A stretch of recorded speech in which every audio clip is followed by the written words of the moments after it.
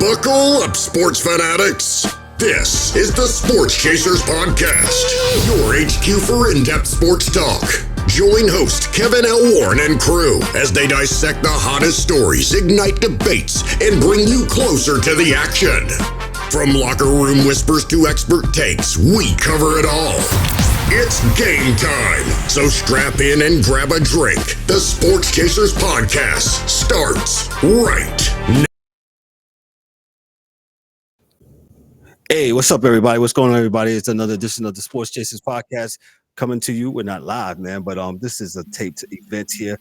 Hey, we're going to talk about the WNBA tonight. That's right, y'all heard it right. The WNBA tonight. We're gonna preview the up and coming 2025 season. A lot of momentum coming from the 2024 season, where you had, of course, Caitlin Clark. She came in as the rookie, and you had some other things come on as far as like the New York Liberty finally winning the WNBA championship, being one of the flagship franchises in the league. They finally won. Exciting finals nonetheless, man, but it was a really good times, man, and we're here to talk about it, man. The WNBA, the 2025 season preview. We're going to talk about it tonight. Share with you tonight, man. Before we go on, make sure you like, click, and subscribe to the channel. Make sure you also hit the bells for all the notifications, and all my people that's listening and the sound of my voice. Y'all give us that 1, 2, 3, 4, 5-star review, 5-star review. Love us or hate us, like D-Dub says. Let us know how we're doing. And hey, drop us a line, man. Let's meet the crew. We got the WNBA man himself, the NBA guy himself, the Mr. Ryan DeSouza. Ryan, good evening, sir. How are you tonight? What's up, fellas? Another WNBA season is upon us. Super excited. The regular season starts on Friday, and yeah, man, I'm so excited. You know, I'm a big advocate for the WNBA, so. Yeah, man, happy to do this with you, and Dan, who's very knowledgeable about the WNBA, man. I'm super excited, man. So let's go ahead and get going. Yeah, man, this is super great, man. Dan, what's up, brother? He is known as the hockey dude, but he also he does the WNBA, man. So he's been locked into it, man, and I'm here to help them in the system tonight. Dan, what's up, man? What's going on tonight, bro? Nothing. It's good to see everybody. I'm kind of stoked. The inaugural preview of the 2025 season. Hopefully this continues on each season as the W continues to grow. So let's get at it. Yeah, the W, and you said it right. As the W continues to grow, you got the Golden State Valkyries. They'll be playing their first season, so they got some expansion. You know, the WNBA has had some contraction a couple of years ago, man. But it's great to see that they got some expansion coming along. And hey, man, this is not the time to poo-poo on the league. This is time to, cheer the ladies on and see what they're going to do here in the next this coming year of the 2025 season, man. But hey, we're going to start off with we're just going to cover all the teams, go on who's on the roster and what's the predictions and what we think that's going to go down for the W this year. So we're going to start off with our main man, Ryan DeSouza. Yeah. Let's do it, Ryan. Who you got up first, sir? So we're gonna start with the defending champions, the New York Liberty, right? Won a fantastic finals against the Minnesota Lynx. Controversial, but nevertheless, they are the defending champs. So we're gonna start with them. I love what the Liberty did as far as additions. They picked up Isabel Harrison off free agency. She's a small. She can play basically all the forward spots, some backup center. So I love that. And what I really love is them getting Natasha Cloud in a trade from Connecticut. Natasha Cloud is just fantastic. You know what I mean? So, from Phoenix. Excuse me, from Phoenix. Natasha Cloud is a point guard who's going to bring on a defensive end. So it kind of gives them another guard because they lost Vandersloot. Vandersloot is no longer there. Kayla Thornton is gone to the Valkyries in the expansion draft. So I love them getting Natasha Cloud via the trade. So now they have a bona fide point guard because I think Sabrina is more of a combo guard, right? She likes to score it. Just fantastic in that aspect. She's a combo guard, so she can play the point or shooting guard, and so can Natasha Cloud. But yeah, man. But I'm super excited, for that, with them getting another guard. So yeah, man. Like that, they're bringing back Jonquel Jones. I like her game, man. I really enjoyed her in that finals, man. Yeah. Though. She'll just grab all the rebounds and stuff like that. I like how she plays, man. She plays really hard, man, with some really heart and soul, I can say. So go ahead, I'm sorry. Oh, no problem. Yeah, bring back bring back they also have, of course, they have the great Breanna Stewart. All right, so Breanna is, always an MVP candidate every single year. Gives it to you defensively, offensively, passing the ball, and they're also bringing back Marine Johannes. I believe she's from France. She's probably a top 5 3-point shooter in the league. So that's going to help them space the floor. She wasn't there in the finals run last season, but love that. And a breakout player to watch for the New York Liberty is the rookie from last year, Leona Fibic. She's fantastic, man. She averaged like 7 points, 3 rebounds in the regular season, but she was huge in the playoffs. Just fantastic in the playoffs. And also bringing back Nyara Sabali.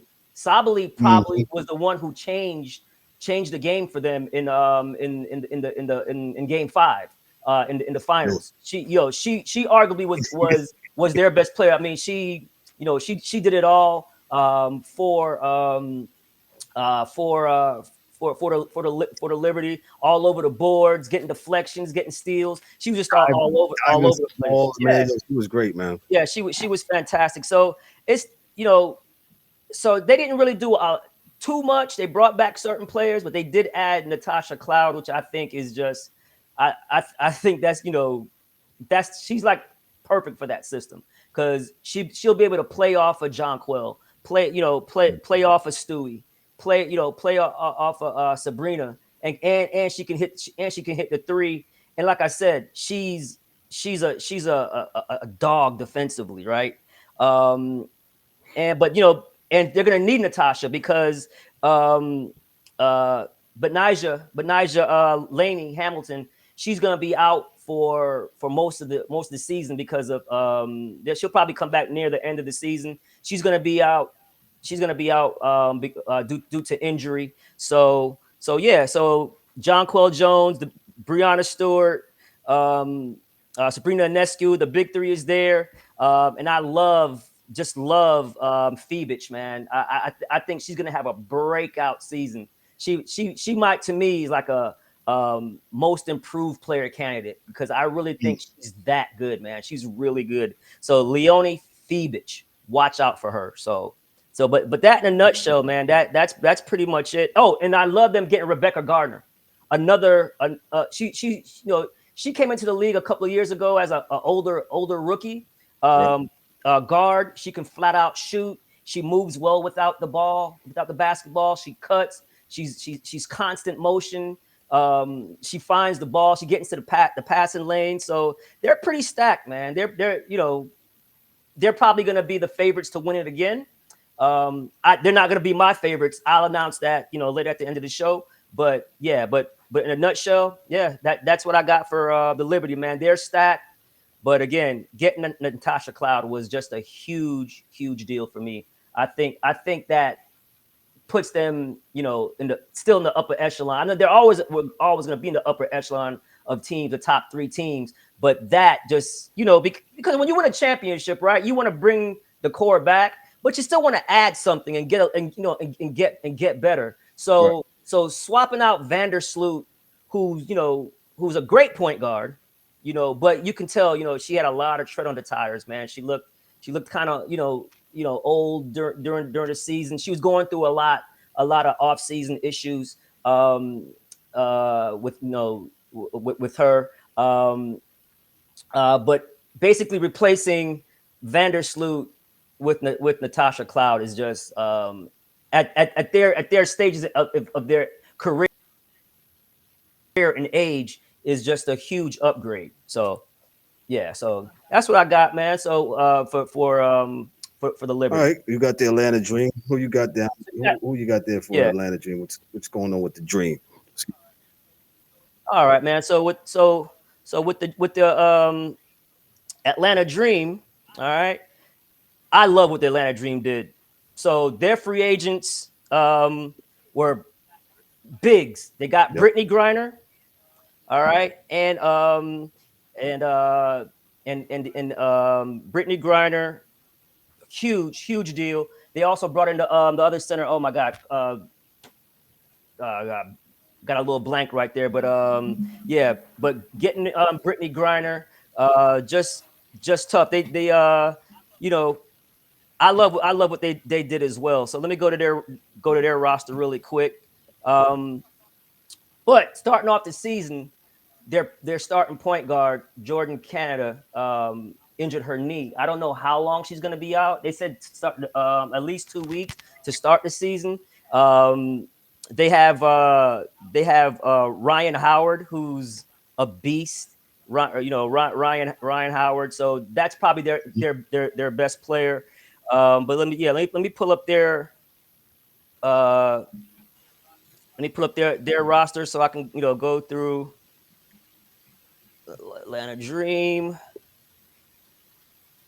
Yeah, pull up their roster. So with the Atlanta Dream, man, they drafted Tahina Pau from South Carolina, who gives them guard help, who can hit the three, and that's going to help, right? Because, like I said, losing Jordan Canada for those 2 to a month in the regular season, it hurts because remember, even though they did increase the games. It's not 82 games like the NBA season. I want to say it's 44 now. Right, Dan? 42, 44 now. Yeah. So, but I love their roster, man. I love their roster. Naz Hillman, forward. She's coming back. Again, I mentioned Tahina Pau, rookie point guard that they drafted. She's a combo guard. She can flat out hit the three. She looks good. She looked good in training camp and in preseason, but she's gonna make up for some of Jordan Canada's absence.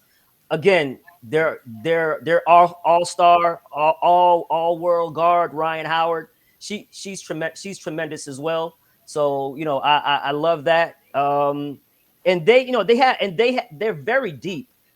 Nia Coffey gives them great minutes off the bench. Haley Jones from Stanford. She was drafted 2 years ago. I want to say this is gonna be her third season. And combo guard. She plays a guard. She's a big guard forward. A little.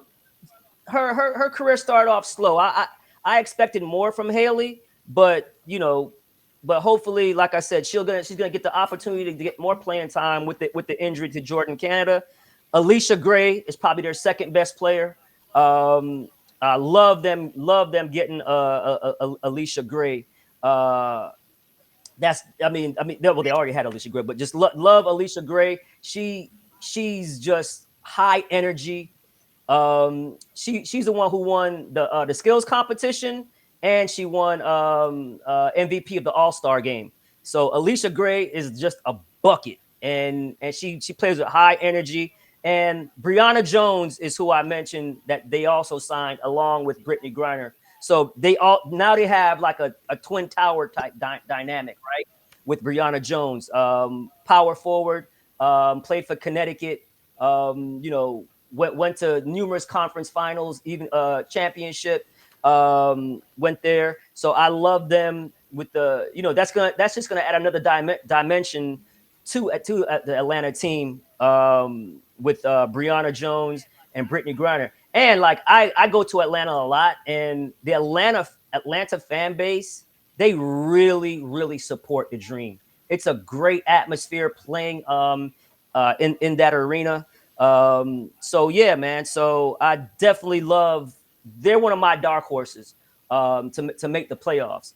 Is Atlanta? So I like them getting Shatori Walker-Kimbrough, who can also spread the floor. She's great on there. They did make a coaching change. Carl Smezko is a new head coach.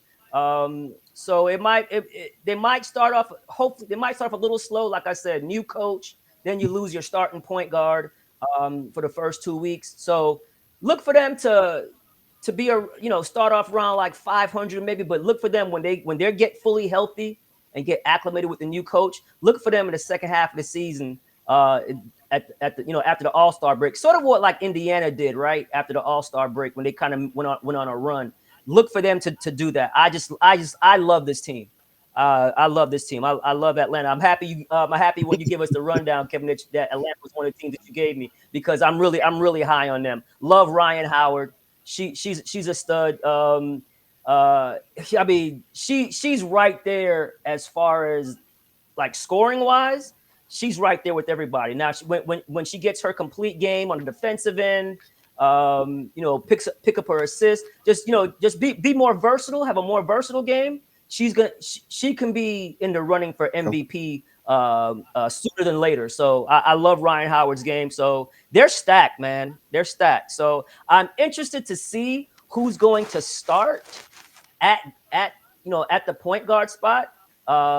It's probably going to be either Haley Jones or the rookie Tahina Paopao, or maybe they go with Shatori Walker-Kimbrough. So I'm interested to see who they start at the point guard spot. And again, and too, Ryan Howard can also play some point, but you want her just attacking and finishing, and not really trying to set people up, because she's just so special as a scorer. We saw it in the Unrivaled League. So yeah, just fantastic. I love what Atlanta did. Gotcha. We appreciate that, Ryan. As he breaks it down. Now we got the Dan, the hockey dude.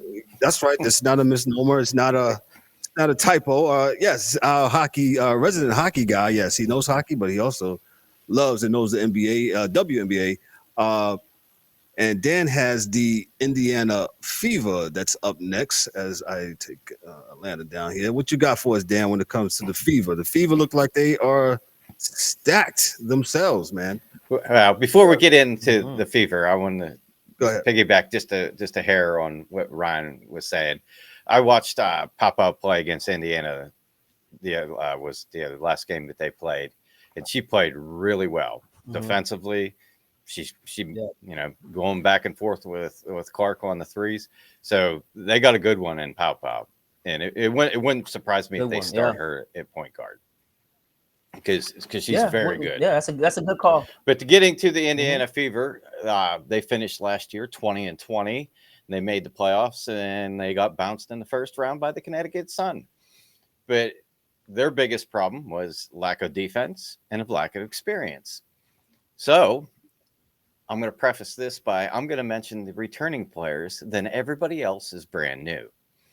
So they got Kelsey Mitchell back under contract for this year. Leah Boston's returning. Lexi Hall's returning.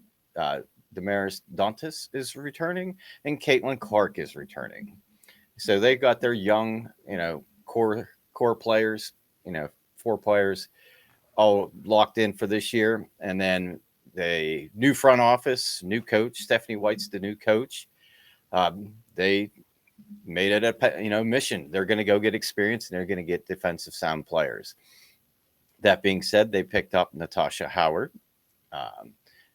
She's a 6'3" forward, very good on the glass, good on offensively, good defender. They picked up Sophie Cunningham, kind of the enforcer, so to speak. And the first, I believe, exhibition game that they played, she went off for 21, 8 rebounds, and like 6 assists. So this roster, as we go down it, any one of these players, for the most part, can take over a game. Which, you know, that balances out the scoring across the board for the team. So there's not a lot of pressure on 1 or 2 players to do all the scoring. And it makes it very hard for the defense to defend because now they got 5 people on the floor that can score from anywhere. So, like, what they did in the offseason, I think, you know, if you want to say they won free agency, they did.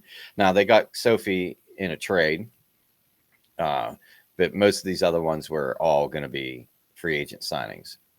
So they got Brianna Turner at a forward center, another good under the hoop type of player. And then the rookie, so they drafted, 3 players? It was Bree Hall, Elgin, I think was the other one, and then Timpson. And Michaela Timpson, I believe she's going to be the one, I think, that hangs around. Just because if you look at their roster, the other 2 are more guard-like, and they have so many guards or so many players that play forward and guard that it was going to be hard for them to make that roster. You know, barring injury, you know, I didn't see it in the cards where Timpson's more of a, 6'2" forward center. Yes, she's a rookie, but I think she can learn, especially from all these vets that they have, how to become a professional, how to practice like a pro, improve her game on both ends of the floor. But she's tall. She's got long arms, a good defender. So I like that pick. Of course, they still got Clark. And then they went out and they picked up DeWanna Bonner. And, that I think in itself was a huge calming factor to the locker room with all the experience that she has, the championships she's won. And, it's like when she speaks, they listen, the youngins. So, like I said, they got a lot of experience brought in. Sydney Colson, they signed her from Vegas to be the backup point guard. I think she'll be the one that can come in and play the minutes and, play defense. They're not expecting her, to light the scoreboard up, but it'll give a chance for them to give Caitlin a chance to sit on the bench, get her breast, and be able to play hard instead of, kind of managing her minutes or managing how hard she plays on the court. Because last year they didn't have the depth that they had. So we're really looking forward to this season. Their biggest thing is going to be chemistry and rotations. How do they work all these players in? And how are they going to, substitute in? Who's going to play with who works best? They got a mile-long list of options that they can run as far as roster-wise. Yeah. And it'll be interesting to see. It's going to be fun to watch. I expect this team, last year, they played like 9 or 11 games in the first 20 days of the season. So yeah, I think, them coming out, not having a gauntlet as much as they did last year is going to help them. But I think this is a team that's probably going to take a couple weeks to figure it out, to get that chemistry, to get those rotations. And then after that, it's going to be scary. I think that they're going to do a lot better than they did last year. As far as, sorry, go ahead, Ryan. No, I love all your points, Dan, especially with DeWanna Bonner, just consummate professional, right? I mean, I think she's the longest tenure now that Taurasi's out. I think she's the longest tenure player in the league. Yeah, 15 years. I want to say, yeah. So right, and what I think they're gonna do with her is, because they're so deep, right? Bringing in Sophie Cunningham, I think this was a move for the playoffs, right? I think what they're going to do is not play her so many. I mean, she's still gonna get her minutes. She's not gonna get her minutes that she got in Connecticut, playing, almost the entire game. But now they're gonna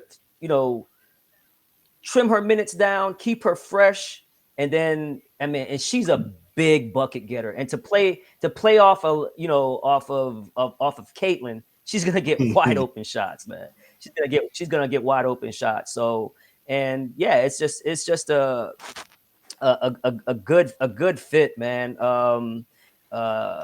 With getting her. So I definitely love those moves, man. So kudos. But I think they're gonna like monitor her minutes. And when I say monitor, just scale her back a little bit. But come playoff time, she's gonna be ready, man. And just exceptional job by the GM.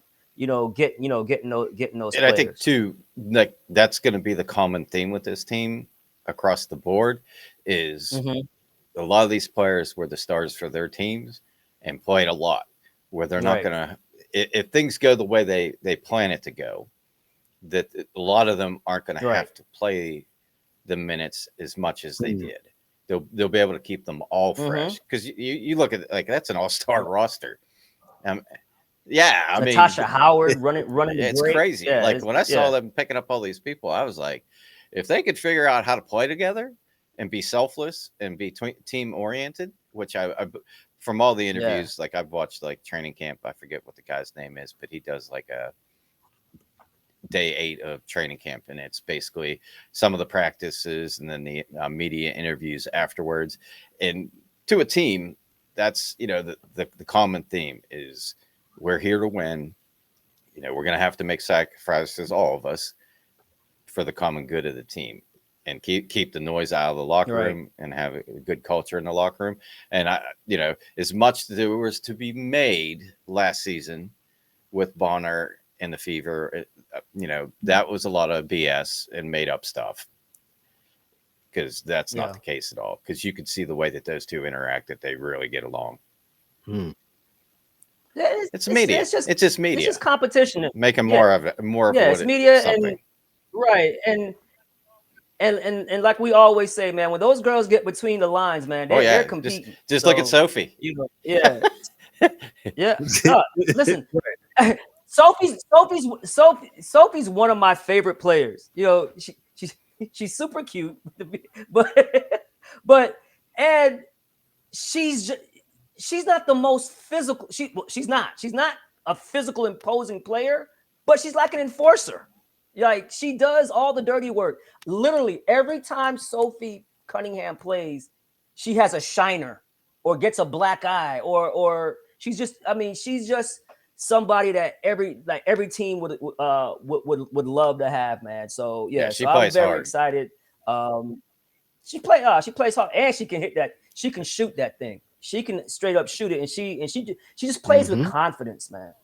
Like you can tell she's not the most gifted player out there. She's not gonna wow you with the ball handling or athleticism but man, she's gonna compete her butt off, man. And just I'm just a big fan of hers. You know what I'm saying? Like, she's a crowd favorite. She comes in the game and she gets the crowd going.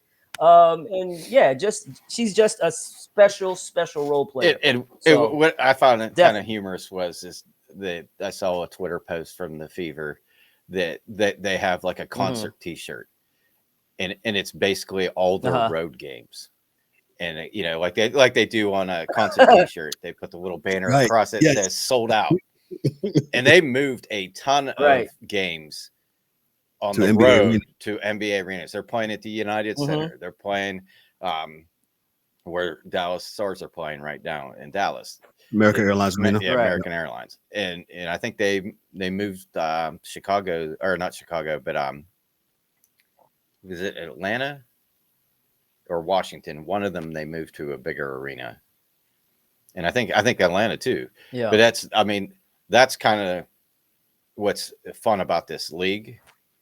Is yes, Caitlin comes in and she's playing like Curry and she's bringing eyeballs, but now you get to see the gamut of all the other great players that this league has, and you get to see them play. Right. And you look at a lot of these teams, the college girls that are coming into the league that played out west, like really, unless they got to the last, final 8 or Final Four of the championship, you really didn't see a lot of these games because a lot of them are at 10 o'clock if you're on the East Coast. Yes, So, right. like a lot of these players Right. that like Kiki Effort, a lot of people might not know a lot about her on the East Coast because when she played at USC, they played a lot of West Coast games. So now, like a Correct. lot of these players are going to get that limelight, and that's why I think it's fun and it's interesting to see like how much the league has grown, like last year from the year before, and see how it grows this year. Because I think it's going to get a lot more attention. They're going to be a lot more games on prime time. Like I believe Fever's first game is Saturday, 3 o'clock on ABC against Chicago. And I think they have 41 of 44 games on like national television. National TV, yeah. So, it's a good time to be a player in the W. They got the CBA coming up at the end of the year. And hopefully that will increase a lot of things, not only salary, but maybe roster size and things like that. And, amenities at these arenas, or not arenas, but practice facilities, and get this game, more nationally, more eyes on it. Because it's a great game to watch. I think like you said, compete man, level was crazy. What I say during the NBA season, I say, hey man, if you compete, y'all shut me up, man. And the ladies, they compete. When I watched all last year, like you said, even the finals game, and how they was diving for balls and how they was just really going at it. Last man standing, so to speak. Man, I really did enjoy the league last year, and I'm glad that I tuned back in to check it out, man. So, And it's literally been like that since the inception of the league. It's in 1997. It's literally been like that. I mean, it's just super competitive, right? Because it's just limited the best spots. of the best. Like look at the draft. So probably most of the top 10 make a team, but a lot of the other ones, right. And it's always like unfortunate. That. It's always like that. Next year I think they're adding 2 more teams, so there'll be 24 more spots. And if they can get it up to where there's like 20 teams, they'll be at a good spot. Yeah, look at homegirl that got cut by the Valkyries, and then she got cut by who else? Dan, we just talked about Atlanta. That. Yeah, Sellers. Yeah, from Maryland. Yeah. Mm-hmm. Yep. So Atlanta did cut her. Cut her on they Sunday. Cut her yeah. Mm-hmm. And I think Jaylen Brown just got cut by Indiana. It's tough. Yeah. Yep. And Gotcha. Bree Hall from South Carolina. Yeah. As I said, that like her, Brown, and Elgin, they were in a tough spot because Indiana just has so many players that can play 1 through 4 on the experienced players that it was going to be really hard for one of them to make that roster. And I think that's why Timpson made it. They could use another big. Yeah. But Timpson's good too. And I like her attitude. Every interview I've watched after practice or whatever. And that was kind of tipped me off that she was going to make the team.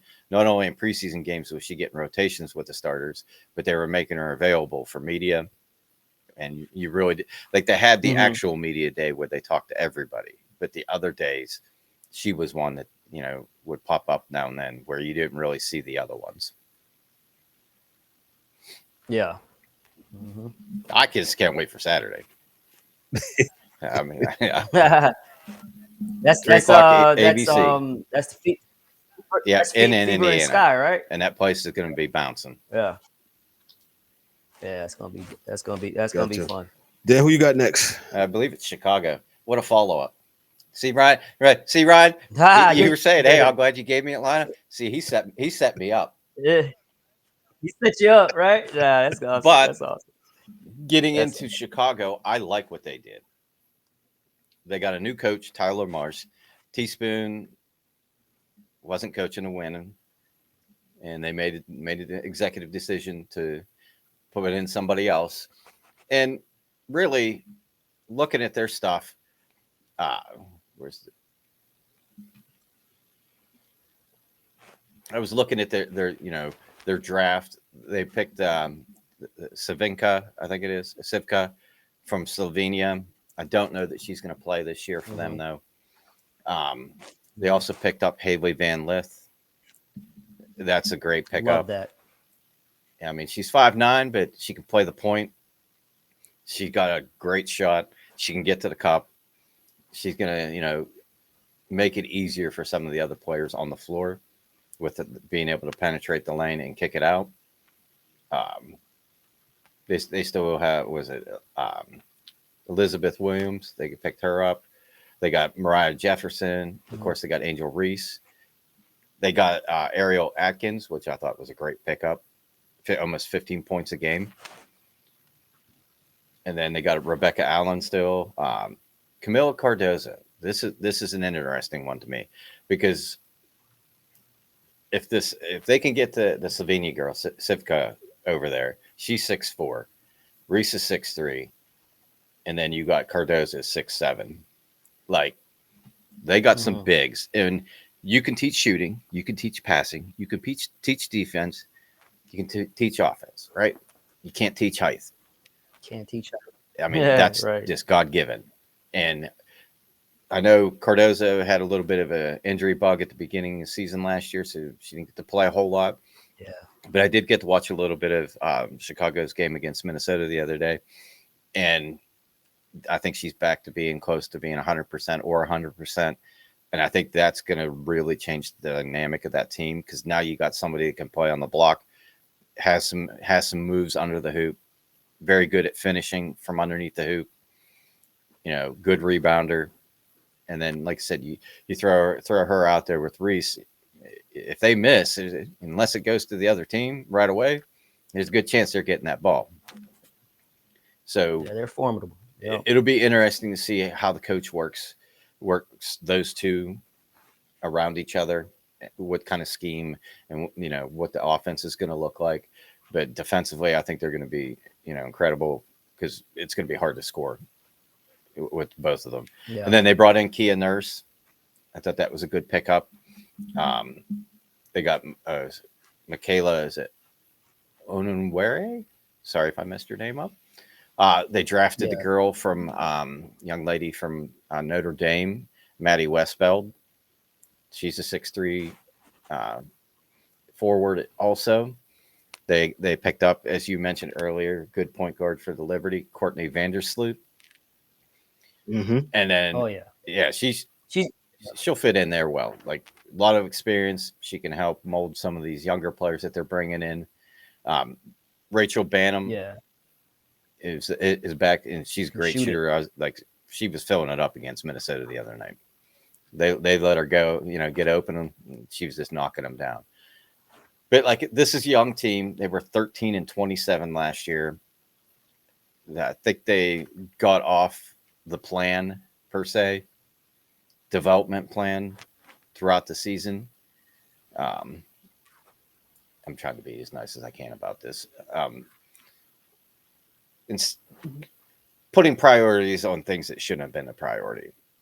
New coach, new philosophy, some new players, some new good additions to this team, and they got people back and healthy.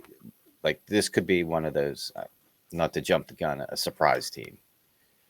But they got the makings if they can figure it out and work towards a common goal of playing the best basketball that they can and winning, that they could turn into a team that, makes the playoffs. Mm-hmm. I think they really did a great job complementing their two bigs in Cardosa and Angel. Getting Vandersloot for those two specifically, because Vandersloot, like I said, she's getting older and older. She's lost a step. She doesn't score as much, but man, she's going to deliver you the ball. She can feed the post, and that's one thing you see in basketball now. There's not a lot of post players. There's not a lot of guards who know how to feed the post. Even in the NBA, there's not a lot of guards who know how to feed the post. Vandersloot is the quintessential point guard. She's gonna drive in the lane, and pass it off to the guard to their bigs, and pass it to them where they're in position to score. So she's always going to put them in the right spots. You mentioned Ariel Atkins, right? Great wing. So now you have your wing, and she's a big wing, right? And then you have you put the shooters around her. We mentioned Braham. She can flat out shoot it. Haley Van Lith, right? You can tell what a perfect situation for her, right? Because you can tell with Haley, she has a high motor. She has that dog mentality. She's super aggressive, super confident. She's strong, like you said. She's 5'9", but she packs a punch, man. She can flat out shoot it as well. So, and what better point guard to learn from than Vandersloot, and play behind Vandersloot. So I just think it's a perfect spot for Haley. So I'm super excited to see what they do. But man, yeah, all your points were spot on, Dan. Speaking of Haley, I saw I don't know if it was the first Minnesota game or the second one because they played them twice. But she was at just off to the top of the 3-point line, and she gave one of those okadoke dribbles where, hey, I'm going this way, and then brought it back the other way. And the defender just absolutely took 2 or 3 steps to the wrong direction. She just stepped back and I think that's something that is going to help Chicago, that she has the handle. She's got the handles where she can get herself open. And if she knocks a couple of those down, then guess what? Then now they're starting to come out and try to get on her. Now that opens up Angel and Cardozo. Yeah. And you know what too? After she transferred, right? And when she transferred to LSU, right? And it didn't work out. She transferred to LSU after they won the championship, and they kind of made her the scapegoat a little bit, about why they didn't perform as well. But then after that season, when she went to the Olympics and played in the 3-on-3, I really think that matured her. Not saying that she wasn't mature already, but I'm talking about her game, right? I think that really set her up for that great season she had at TCU. She was awesome last season in college. You know what I'm saying? She would at TCU. She was awesome. Played great. I mean, got them to the Elite Eight, I believe. So I think that was a great maturation process for her game, going and playing in that 3-on-3 Olympic at the Olympics, because that's physical. Playing 3-on-3 is physical. There's nowhere for you to hide playing 3-on-3 in that small of a court. So I'm just super excited, man. Like I said, man, for her to play behind Vandersloot is just she couldn't ask for a better situation.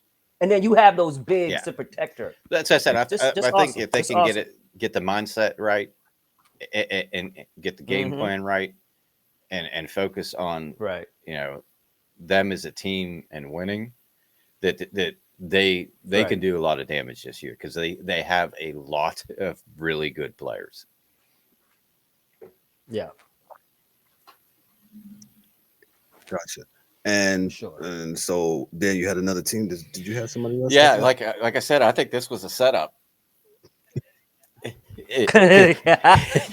First it was Chicago, and now you give me the Connecticut Sun.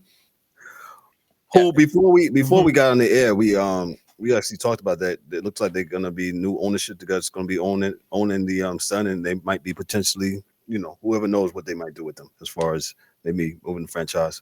Yeah, they're exploring this sale. Excuse me. Did you guys hear me? Oh, yeah. Yes, they're exploring the sale. We'll see. Yeah, if it stays local or if they end up maybe moving them. But this is like Indiana. This team is completely different than it was last year. They sent Alyssa Thomas, to Phoenix. I want to say they had Natasha Cloud for a little bit, and they moved her. Carrington's gone. She's in Dallas now. And so it's like, and then, we all know that, after these moves were made, that Marina Marbury or Mayberry is like, yeah, can I get one of those tickets somewhere else? And they said, nope, because they gave up a lot to get her when they got her from Chicago. So they were like, no, sorry. But this is going to be an interesting roster. Like when I started looking through here, I was like, okay, they have some familiar faces. They got Mayberry. They picked up, I believe, Diamond DeShields. Who was the other one? Tina Charles. And then, they drafted Anisha Morrow out of LSU. They got I love Karita Dybee. And I believe she was a international pick. But this is a rebuild for them, I believe. They got J.C. Sheldon, who was at Ohio State, not last year, but the year before. She's good guard. And they drafted Amy Okano from TCU. But yeah, and Olivia Nelson Adoba, Yvonne Anderson, Raya Marshall, Madison Hayes, another rookie. And then they had Bree Hartley, Lindsay Allen, Haley Peters, Robin Parks. They got a lot of people on this roster. And like we were talking about before we came on here, like trying to get an updated roster news is crazy.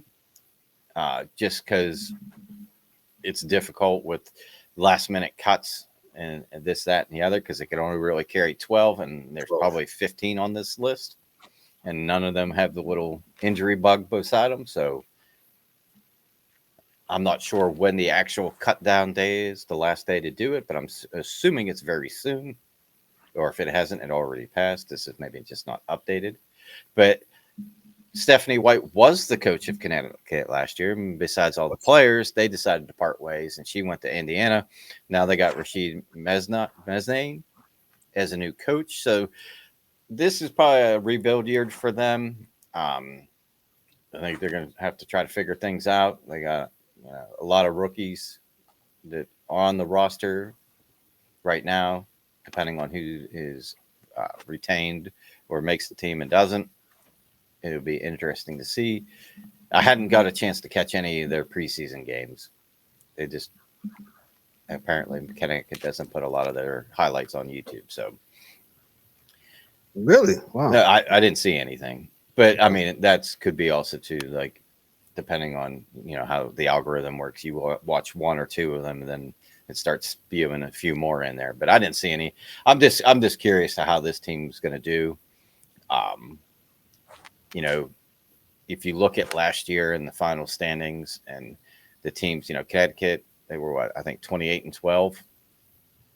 That might be a reversal for this season. It might be 12-28. Obviously, there's 44 games, so that number is not going to be the same. But you get what I'm saying. Right. That there may be more losses than wins this year. And, it's going to take them time to figure stuff out. And maybe, part of the sale is getting the roster down money wise or whatever to make it more attractive. I don't know. But I just see this as, more of a rebuild year, and it wouldn't shock me come trade deadline time that they actually do move on from Mayberry. If your person doesn't want to be there, it's going to be hard for them to be motivated to play well. You know what I'm saying? Yeah, she'll probably be like a trade deadline for a team that's a team that's a playoff team. Yeah, that can basically what Connecticut did last year with getting her. You know what I'm saying? So yeah. So I mean, good point. This is just one of those teams. It's a lot of unknowns, just because now it's a hodgepodge of players that weren't there last year, and it's like a lot. Like, that's the crazy thing with the CBA, not being renewed, and they got to till November to get that worked out or whatever. This year has just been absolutely crazy across the league, because all these ladies, that were free agents, a lot of them went somewhere else with a chance to win or whatever on a 1-year deal. So these rosters as we know them and we're talking about them right now may be completely different next year. Some players will stick around with the team they're on, but then there may be a lot of movement again next year when they start, they have the more lucrative deals that they can sign, and maybe they sign for a longer term. Yeah. Okay. But I believe they're valued at like 80 million. There's only a couple other teams that were below them in value. So it may be a case that they do get sold and they do end up in a different location if they can't find anybody locally. I'm thinking they would want to, keep them in that, you would like that, but you would like keep them in that Connecticut sort of New England market, right? Yeah, so to speak. But who knows how? If you get a suitor to buy and he's like, hey, I want to move the team to, I don't know what other what's the other But think of it this way: think of the teams that went away and want back in now. Like Cleveland, Detroit. I think was one. Detroit, Houston. Yeah. Comets. Yeah. Look at that. Yeah. They was for a long time, won a bunch of championships and 4 in a row, the first 4. There's places they can go if that is the case that they need to. Yeah, but they wouldn't move them. They wouldn't move them to Houston because they would just they want to bring the Comets back. You know what I'm saying? You get what I'm saying. There's a lot of cities that want in on this because they can see that it's only going to grow. So there's some other cities that we're not talking about that that want to bring in basketball. Maybe they bring them to Pittsburgh and play at PPG Paints Arena. Because I think did they do some sort of like preseason tour or whatever, or is that that was the women's hockey that was doing that? They were going to different markets and having games to test it out. Maybe that's something they could do next year in the preseason, like they're doing at the colleges. Hey, WNBA, if you're listening, because we're going to tag you on this. Hey, man, Dan, you brought up a good point. Maybe y'all might need to barnstorm, some preseason games or maybe a regular season game and play in such a market like how, the NFL and the NBA does is when they want to go overseas. So good point, Dan. But that's really all I got with Connecticut. Like for me, it's more of a wait and see with what they put on the floor as the starting 5 and how that works out. Gotcha. Okay. All right. I'm up next. I got the Washington Mystics. The Washington Mystics, they finished 14-26. If y'all remember, they started 0-12 last year, the worst in franchise history, man.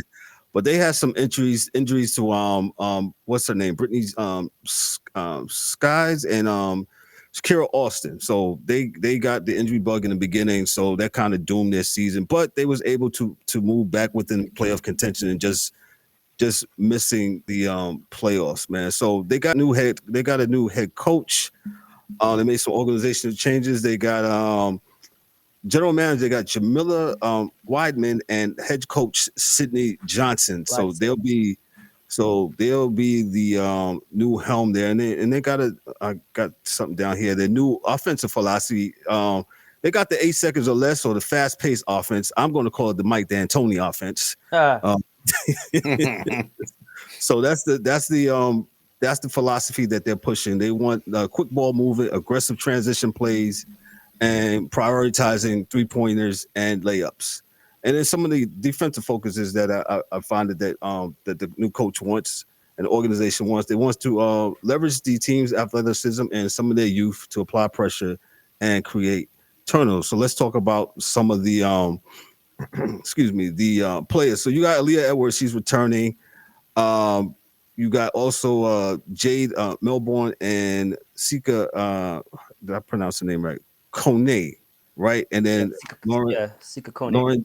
And Lauren Jensen. So you got that, and some of their top draft picks. They got Sonia Cintron. She was good. She's number 3 overall from Notre Dame. Love her.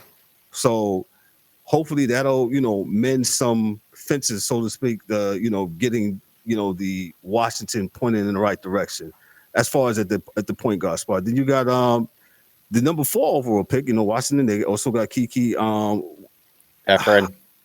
Erafin. Yeah. Erafin, number 4 overall pick. So they got that. Then you have Georgia Amore, number 6 pick. But I think she has some kind of injury. She's out. ACL. She blew out her ACL. Yeah. Go ahead. That's a shame. Yeah, because she was gonna start. She was gonna start because she's fantastic, man. Like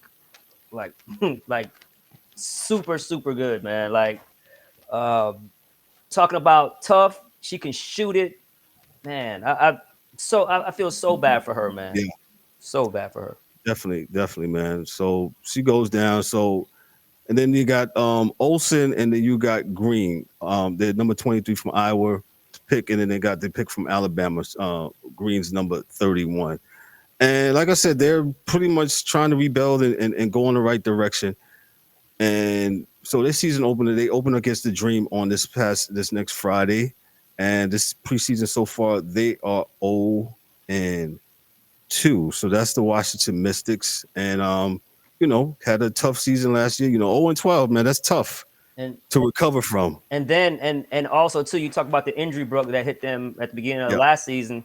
Same thing this season. Aaliyah Edwards is gonna miss time, and she's probably their best player. Her and Shakira Austin. I say Dolson's not bad either. Yeah, but she's a little old. But she could shoot the tray and she's good under the hoop. Yeah, she could. Yeah, she's a great role player. But as far as like carrying the team, like as your number 1 option, it's Shakira Austin. Shakira Austin is fantastic. Yes, Shakira Austin is fantastic. But she's banged up. She's been banged up since she's got into the league, man. But her upside is ridiculous, man. Like she has defensive player of the year type of defense. She can score. She's active. And we all saw what Aaliyah Edwards did in the Unrivaled. Like she beat the best player in the game in 1-on-1. You know what I'm saying?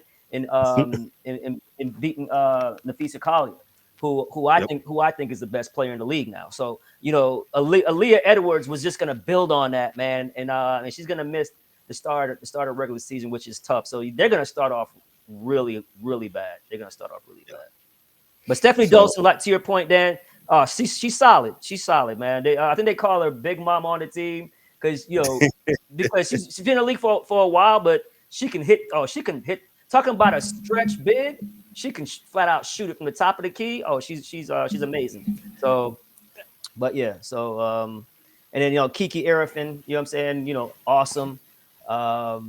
Like those three, and Sonia Citron. I love her game, man. I'll say more about her at the end with our predictions, but yeah, I love her because I think she's gonna start and play a lot of minutes. I got sort of a thing with this team. Yeah, because I really love what they did in the draft, and kind of my thinking on this team is maybe we go with these rookies, and there's a bunch of other good rookies that are getting cut from other teams that are still around that you could pick up. I would almost, as an ownership group, be like, hey, let's go young, because all these ladies are going to be on a 4-year contract for the most part. Aaliyah's been there, what? This will be her 2nd year? Yeah. So maybe let's try to get a core together out of this group, like with Sonia, of course, with Amore being hurt, she's not available. Yeah, and they have Kiki and Aaliyah, and and you still got Brittany Sykes, a baller. Brittany Sykes, but you know what I mean. Kind of go with that youth movement, and try to develop this core together, because you're gonna have it may take you a year or two to actually get to where you want to be, but then you have 2 more years of them all on the contract that they can just go out and ball. Right. Because that's what I look at this team looks to me like a very young, rookie-esque type team, where good things could really happen if you develop them. Right. Because I watched them play against Indiana the first game. Yeah. And they played well. Yeah, and Brittany Sykes is a bucket. Yeah. So, like, you know what I mean? You keep a couple of the vets, but try to work around this group that you brought in. Because I think Lucy Olsen, I think, was a steal when they got her. Yeah. That late in the draft. I think she can play in this league. You know, will she make it there? That's a question. But Lucy Olsen, okay, from Iowa. But that's the thing with this league. It's you know, a numbers game. But I think if they can get their team chemistry and, you know, they can grow together, this team has the making of being a very good team in the near future. No, I mean their future's definitely bright. You know, you can tell they're going youth movement.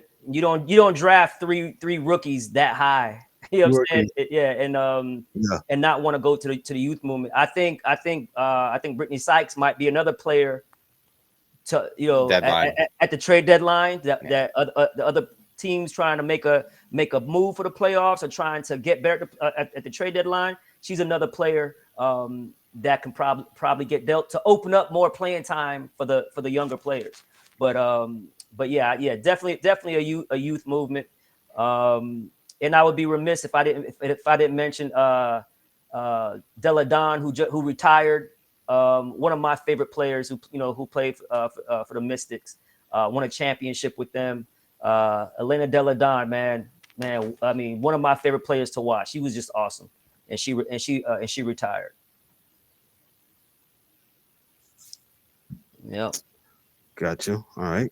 So we got that about the Mystics. And now we got Aces. We got up next.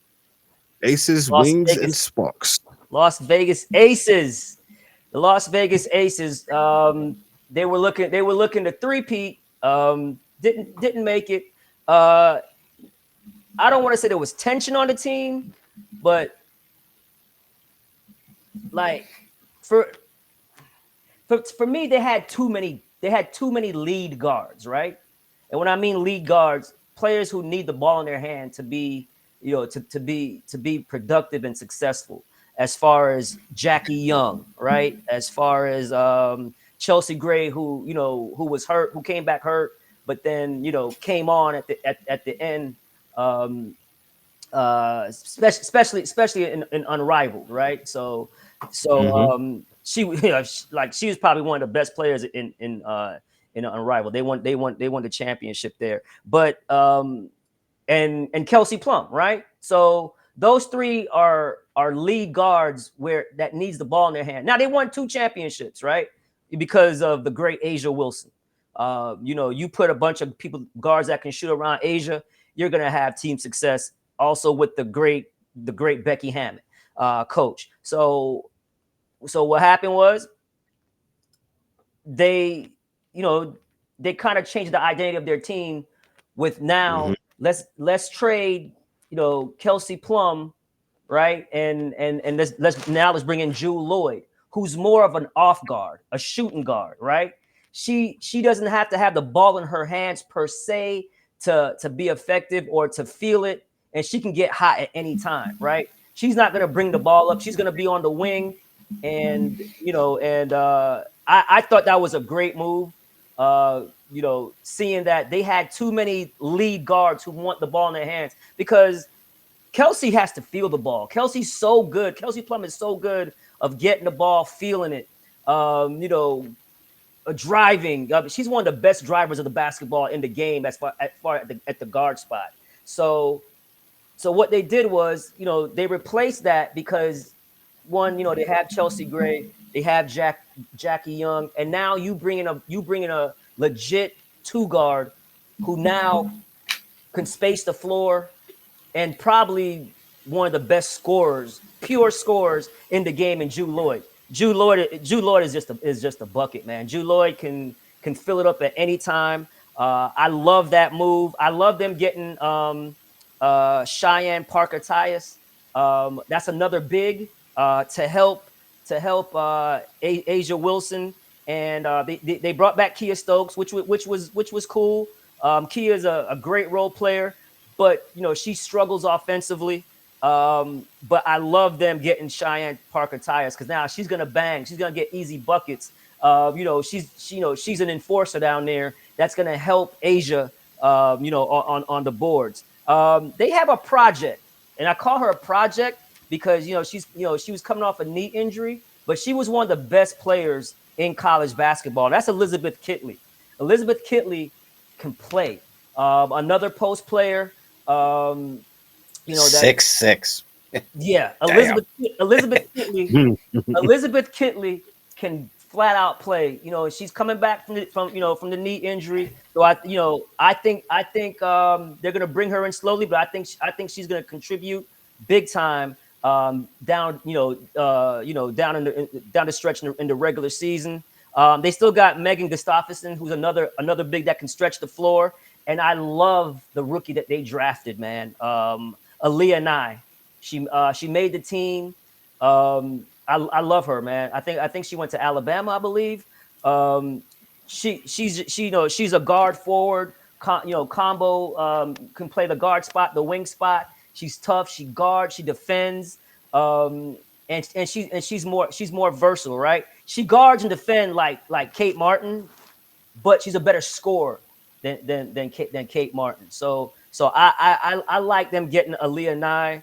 And then you bring back, then Chelsea Gray is coming back from off of the injury, the lower leg injury. So you have lower leg injuries. It take you after you rehab, it takes you 6 months to a year to get your groove back from lower leg injuries. So Chelsea Gray, even though she's a little bit older, I mean, what she did in the unrivaled basketball league, in the league, she was fantastic. Just absolutely fantastic. So if they get Chelsea Gray back, to her standards, awesome. They brought in Dana Evans, good backup point guard.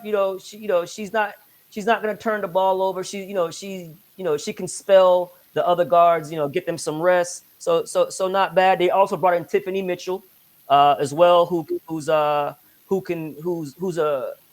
volume. She's a volume scorer. She can score, but you're going to need some punch off the bench, right? Because I felt like, obviously they won back-to-back championships, but then last year they took a step back because their bench was weak. They didn't have any punch off the bench. Tiffany Mitchell is going to bring punch off the bench because she can score it.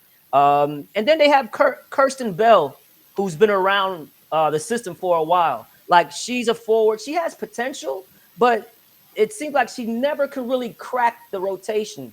But hopefully, I think she, when she comes in, she plays with energy. She's always in the right spot. I assume she's just a great locker room presence because she's been there and she's they don't cut her. But she never plays. But she has game. And she's a good forward wing. So let's see if they get her more playing time this year. Because she's been there for so long. So maybe it's just her time to shine, and maybe she can be a silver lining for them, and maybe help them off the bench because they're gonna need it because that's what they struggled with last year is just bench points. The starters was doing everything. So. And rightfully so, but yeah, well, the aces are gonna be right there because they have the MVP of the league last year, Asia Wilson, she's just all world. And the thing about Asia, right? She always adds something to her game. Whether it's 2 years ago was getting more rebounds, upping her assists. Last year it was her developing a three-point shot, which she shot a decent percentage and she hit threes. Her mid-range game is impeccable. Her step backs are impeccable. She runs the floor like a gazelle as a true big, and then she's gonna always give it to you on the defensive end. So Asia is just all world talent, top 3 in the league, between her, Stewie, and Nafisa. So they're gonna be right there. So it's just gonna be the luck of the draw. And like if their backcourt can hold up because their backcourt with Chelsea Gray and Jewel Lloyd, a little bit older. But I thought if you were gonna lose Kelsey Plum, I thought getting Jewel Lloyd was a great move because now it kind of puts everybody in their right position. So that's what I got for the Aces. Okay. And you got up next, you got the Dallas Wings. The Dallas Wings. Let's go to their roster. I love a lot of turnover for the Dallas Wings, right? A lot of turnover. Let me get to them. All right, 1 second, guys. 1 second here. Yeah, Dallas Wings, man. So a lot of turnover. They brought in a lot of people. They brought in Alyssa Smith. She's she came in. Maisha Hines Allen. Let's see here. Of course, they drafted Paige Buckets, #1. And what a coincidence! The Dallas Mavericks won the lottery last night. So the two Dallas franchises get the #1 pick. Paige Buckets. I love them getting Isaiah James as well. They still have Tierra McCown at center. Maddie Segrist is huge. Dejanay Carrington and Arika, of course, Arika Gubawale. And they also brought in Taisha Harris. Now their starting five is going to be sick, right? So we're looking at a Tierra McCown at the 5. Nalissa Thomas at the 4, and then you're probably gonna go 3 guards, right? You're probably gonna go, of course, Paige. All right, is gonna start at point. Arika is gonna be the shooting guard, and then you're gonna have your combo guard forward, Dejanay Carrington, because Dejanay is probably one of the best wing defenders in the league. She's another dog that gets after it, and so I love what they did. Love Maddie Seacrest off the bench. Isaiah James is a bucket off the bench. They're going to surprise people. Maisha Hallens-Irons off the bench. I think they're a team who I don't think they're going to make the playoffs, but I think they're going to be right there fighting for that last playoff spot. So I like what they did there. Of course, Paige is going to be must see. You have Naisha Hines Allen up on the screen. She's just a physical forward who's going to rebound, do all the dirty work for you. She'll do everything. She'll get assists for you. She'll get rebounds. She'll score. She'll guard the best front court player for you. And she's just a physical presence. Nalissa Smith, she just has all the skill in the world, man, at the forward spot. She can, she has to develop her three-point shot more, but her mid-range game is good. She had a tough time last year finishing at the basket. She had one of her worst performances as far as field goal percentage at the basket, which I was in shock because she's so athletic at her size. So, but yeah, I definitely I like their roster, man. I think they're gonna compete, man. But damn, Paige and Arika in the backcourt with Dejanay Carrington as another guard /forward. That's just big time, man. That's like a big 3 in the backcourt, man. So as far as I got my quintessential point guard, I got my shooting guard who can just get a bucket. Then I have I have Dejanay who's gonna guard the best guard. So now Paige doesn't have to guard the best guard on the team. Arika doesn't have to guard the best guard on the team. All that energy on defense, correct? Yeah, that's Dejanay all the way, and she wants to do it. That's her mindset. That's what got her drafted. That's what got her contract. That's what got her, coveted in the league. Every team loves Dejanay Carrington, man. Just an awesome defender. So I love it. I think Maddie Segrist, she had a bunch of injuries, for the first couple of years. So I'm hoping that she comes back, can get into the rotation because she can definitely help them. Maddie can hoop, man. I think I want to say she was one of the top scorers in college. Maddie. So 1 year, her senior year. So yeah, she's a bucket. She can flat out shoot it. It's just health with her and her staying on the floor. So yeah, she missed 14. She portion of the season due to a surgery on her finger. Right. Yes. Yeah. So yeah, man. So and the Dallas Wings also made a coaching change. They brought in Chris Coklanes. And I was a big fan of their coach last year. I was rooting for. But yeah, coaching change. Looks like they want to play faster, tougher, and they're going to be exciting, bro. Like I said, I just mentioned the three guards with Melissa Smith, and then you have your center Tierra McCowan, who's just super dominant. So yeah, man. So yeah, so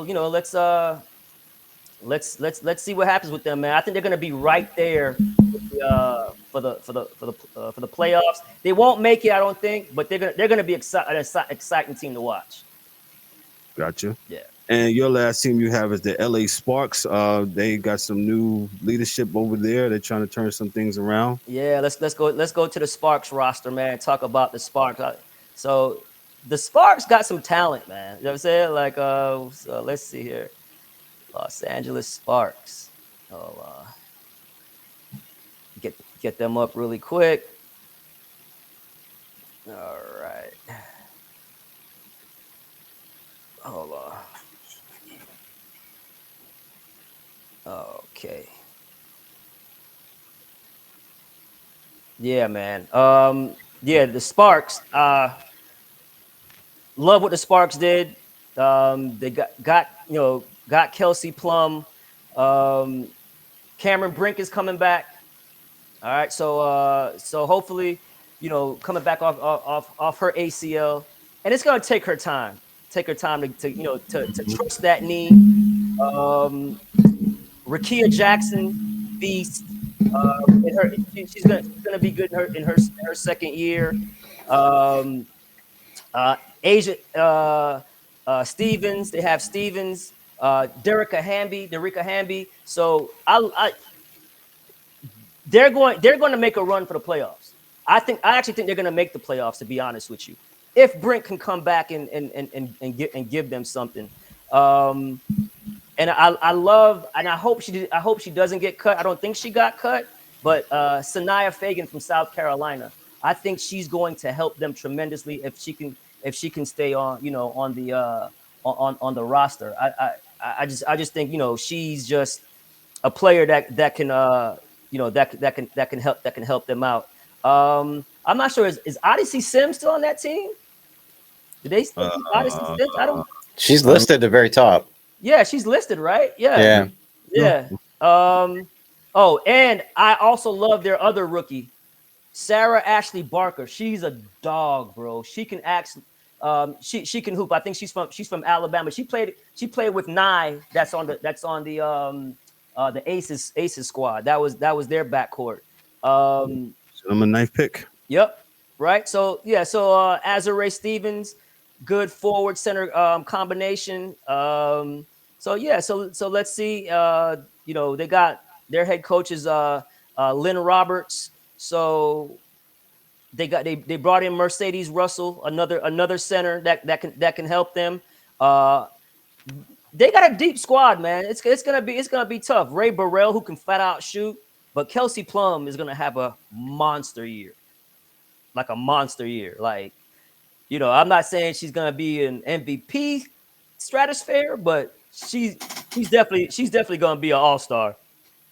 And I like Ray Burrell's game. She's another guard forward player who can flat out stroke it. She can shoot the rock. Love that. So we'll see, man. They do have a lot of guards. Julie, they got Julie Alleman. That's another guard. Ari McDonald, a guard. Sarah Ashley Barker, Ray Burrell, Kelsey Plum. Yeah, a lot of guards, man. But they have their forwards. Some of the best forwards in the league. You talking about Rakia Jackson? She had a great rookie campaign. She was awesome. Derica Hamby, and like I said, if they can, if Cameron Brink can come back and they get Azurá Stevens, they're deep, man. They're super deep. So yeah, so we'll definitely see. So yeah, so I don't think they're gonna make the playoffs though, but I think they'll be fun to watch. Kelsey's gonna make it fun. Kelsey in Los Angeles is gonna make it fun. Yeah, I think they call her Plum Dog. Plum Dog is gonna ball. Yeah, Plum Dog is going to ball this year, man. So, but my thing to watch is how does Cameron Brink looks. They're probably going to bring her back slow, but they have, like I said, they have the forward position, on lock with Azurá Stevens, again, with Derica Hamby and Rakia Jackson. So they can bring her back slow. So the future's bright. I will say the future's bright. Okay. Yeah.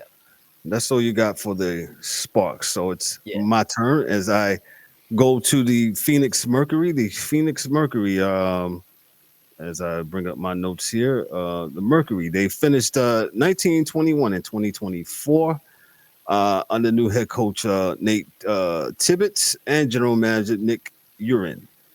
The team secured the 7th seed in the playoff, but they were swept in the first round by the Minnesota Lynx. No shade to them. Minnesota went on and, to face the Liberty in the finals, and they lost to the New York Liberty, man. But I like what you said, Ryan, about what's her name on the Lynx, man. I believe you're right, man. That young lady, she can ball.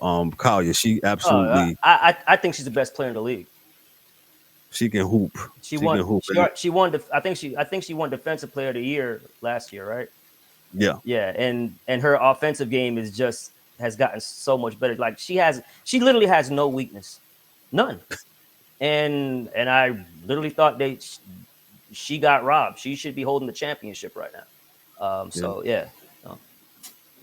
So the Mercury, they departed with, of course, Diana Taurasi. She retired, the legend herself. She retired, and Brittany Griner, she signed as a free agent to Atlanta, so she's gone. So that leaves them with Alyssa Thomas and my girl, one of my favorites, because I heard Ryan calling this name last year, Satu Sabali, man. That young lady, she can absolutely ball. She can hoop. And she also she's versatile with the defense, man, as I was looking at some tape and some film the other day, man. So I like her game, man. I really do. So for the 2025 season, they have here some of their projected lineup. You got Clea Cooper, Sammy Whitcomb, Satu Sabali, as I said, Alyssa Thomas, and Kalini Brown. They're stacked, bro. They'll be starting there. Yeah. So you know what? Yeah. So this is building upon what they did last year. Like I said, yeah, no shade to them by getting beat by the Lynx. Lynx is one of the premier teams in the league. So they're building, and their defensive, their style of play, they want to position this basketball from what my notes here, what their defensive first approach. They want to integrate new core quickly and establish team chemistry, and they want to contend for the Western Conference. So that's what I got on the Mercury. Any of you guys got anything else on the Mercury? I was going to say their starting five is very good. Yeah. I think their issue is going to be the bench, because looking at their roster, lack thereof. Yes. Yeah, they got a few, but a lot of rookies on that roster right now. But you got Sabali, you got Cooper, you got Alyssa Thomas. That's stacked, bro. That's pretty darn good. Yeah. How's that for starters, right? Yeah, they're gonna win a lot of games with those with those three, man. And this may be a team like we were talking earlier. that those 5, get them into that playoff position or close to it, that they go out and they get somebody, a Mabry or a Sykes or whatever, at the trade deadline to bolster their bench, or come into the starting lineup and move one of the starters to the bench, however it works. But I could see them making a move like that depending on where they're at come playoff time. Yeah, like I mean, to be honest with you, man, that big 3 right there can stack up against any other big 3 in the league. Like Kalia Copper, Satu Sabali, and Alyssa Thomas. I mean, damn. They have their center Kalani Brown. She's 6'7". Natasha Mack is high energy. She'll do all the dirty work. But yeah, they're probably lacking some outside shooting. That's gonna hurt them a little bit. Yeah, so they're not like Dan said, they're not real deep in that aspect. But I like Celeste Taylor. Celeste Taylor can help them out. Sammy Whitcomb can straight out shoot it, so she's gonna help. I'm curious to see who's gonna start. Or who started in the preseason for them. I know it's probably Kalani Brown, Kalia Copper, obviously, Satu Sabli, obviously, and Alyssa Thomas. But who's the other starter? Probably Sammy Whitcomb, because she can shoot. So we'll see. But yeah. So man, that's a tough big 3. But if one of those girls go down, they're in trouble. They're in trouble. Like if foul trouble, or heavens forbid a injury. We don't want that. But we'll see. You know what I'm saying? We'll see. They have a lot of new players. So we'll see. We'll see. Yeah, it looks the cupboard looks pretty bare when it comes to depth. But like I said, that big 3 with Kalani Brown could do some damage. So we'll see what happens with them. Gotcha. All right. So I will move on with my next team that I was assigned to do. The Seattle Storm. They're entering their 26th season in the WNBA. They're one of the flagship teams there. They have some of their roster. So their veteran core, they got Skylar Diggins-Smith, of course. She plays the point. You got Anika Ogumike, she's the power forward, and you got McBecker, she's at the center, and you got Williams, and then you got Clark. So some of their moves they made was they traded Lloyd to the Aces for the number 2 pick, and then that's when you got Lee Uru and a 2026 first round pick. And free agency, basically they just re-signed Ogumike and Williams, and then they signed Alicia Clark and Erica Wheeler. So they finished last year 25-15, first round playoff exit. They got booted, and basically they just got a good, like you were saying about the Phoenix Mercury, excuse me. The Storm, they got a good core, like you said, like I said before, with Skylar Diggins and and Ogumike. They both Diggins is averaging 18.1, and Ogumike, she's averaging 16.7. And Gabby Williams, I like her game too. As far as her rebounding and stuff, she's yeah. So that's what I got with the but hold on, a couple of notable injuries, man. So you got Samuelson, Katie Lou Samuelson, she's out. The ACL gone. So and then you have Horton, excuse me, she has an ACL out for a lot of ACL tears. That's horrible, man. And then you got Nika, she has ACL and a meniscus out for the season, man. So, and Mule is out for the season. Yes, Mule, excuse me. Yes, Mule too. Yeah. So they have a lot. I mean, I think right now they only have, let's see, active players 1, 2, 3, 4, 5, 6, what you got? 7, 8, 9, 10. They only have 10 active players.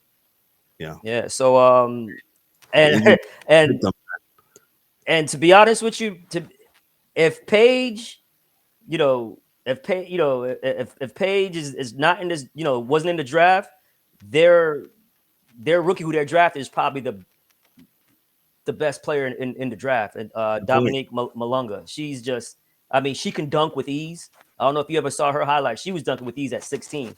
She can just go and just turn the ball over. She's gonna be fantastic. I don't know if she's gonna be playing right out the gate. I love Ezzy Magbagor. Ezzy can flat out ball, man. She can ball. I want to say this might be NECA. She's close to the end. But NECA's solid. She's a professional, man. NECA can hoop. Former MVP, former champion. Skylar Diggins. What you gonna say about Skylar Diggins? She can just. I mean, Skylar is just tremendous. She can score. She plays with heart. And watch Zaya Cook. Zaya Cook has game. She didn't really have an opportunity with the Sparks in Los Angeles, but she's a champion out of South Carolina, a scoring guard. She can flat out get buckets, but so hopefully she'll get some minutes and get into the rotation. Lexi Brown can shoot it. She's always fighting injuries as well. Lexi Brown, she can shoot. But man, their future is bright with Ezzy and Dominique. Oh my goodness, man! I mean, just they're probably gonna be two of the best guards, forwards and centers in the future seasons, man. They're fantastic. So they have two bona fide forwards and centers to build around. So they're in a good spot. Like I said, I like their guards. Skylar's awesome. NECA is a professional. She's awesome. But let's see what Lexi, Zaya, and Gabby can do to help them score, because they pretty much lost their best scorer in Jewel Lloyd. So who was their basically their go-to scorer from the perimeter. So yeah, and they also brought in Alicia Clark, a champion just a perfect role player for any team, champion from the Aces. So yeah, so this is another team that is not going to be good enough to make the playoffs, but they have a bright future. Awesome. Yeah. Gotcha. All right. So let me get to my last team, the expansion. The expansion team, hold on, let me pull them up right here. I thought I had them. The Golden State Valkyries, man. They founded 2025. They'll be playing in San Francisco, playing in the Chase Center. Their team. I'm just only saying this because they're the this is their inaugural season. They'll be playing. They'll have violet, gold, black, and white. And fan engagement, they had over 10,000 season tickets sold pre-debut. So look like they're gonna kind of capitalize on what's going on in Golden State as far as with the WNBA team, the Warriors. So hopefully they can capitalize on that. And then you have the same ownership that owns the Golden State Warriors, of course, and you have general manager Bema Nayim, used to be the ex-Liberty assistant general manager. Yeah. And then you have Natalie Nakazi. She's the head coach. Yeah, Natalie came from the Aces. Okay, yeah, right. She was assistant coach for the Aces for Becky Hammond. For the last from 2022, right? Yeah. Okay. So we said the coaches. So some of the international talent they got was Carla, what's that name, from France. I want to say it right. Is it late ladies from France? Jules Van Boel from Belgium. Temi Fagbinley from the UK. Mm-hmm. Cecilia Zandazzini from Italy, and Juste Gioigi from Lithuanian. I probably said that wrong.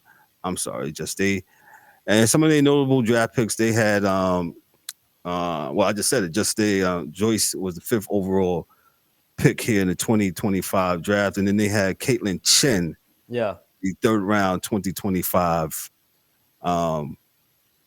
pick for them.